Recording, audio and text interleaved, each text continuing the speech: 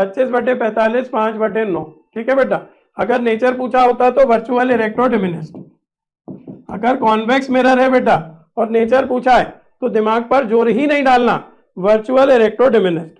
अगर convex mirror है और नेचर पूछा है तो वर्चुअल इरेक्टो डिमिनिस्ट।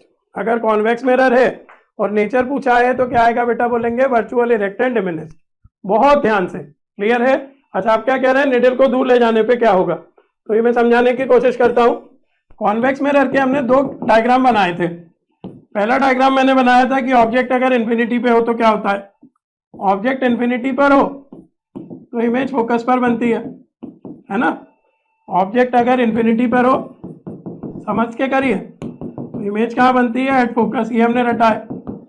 और दूसरा डायग्राम हमने बनाया था कि ऑब्जेक्ट कहीं भी हो, कहीं भी, तो इमेज जो है पोलर फोकस के बीच बनती है। ऑब्जेक्ट अगर कहीं भी हो तो इमेज कहाँ बनती है बेटा, बोलेंगे पोलर फोकस के बीच में। ऑब्जेक्ट अगर कहीं भी हो, इन्फिनिटी के अलावा कहीं भी हो, तो इमेज कहाँ बनती है, पोलर फोकस के बीच में। अब हम ऑब्जेक्ट को दूर ले जा रहे हैं, ऑब्जेक्ट को दूर ले जा रहे हैं मतलब पहली इमेज यहाँ कहीं बन रही होगी, और ऑब्जेक्ट को दूर ले जाएंगे तो ऐसा केस होगा। यानी हम सेकंड केस से फर्स्ट केस पे जा रहे हैं।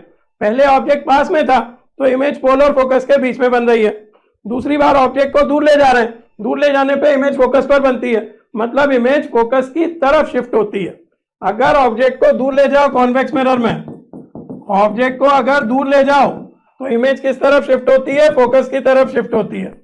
इमेज फोकस की तरफ शिफ्ट होती है, फोकस पर बनना है ना उसे। तो जैसे जैसे आप ऑब्जेक्ट को दूर ले जाओगे इमेज फोकस के पास आती जाएगी। कॉन्वेक्स मिरर में जैसे जैसे आप ऑब्जेक्ट को दूर लेते जाओगे इमेज पोलर फोकस के बीच में बनने की बजाय फोकस की तरफ जाएगी।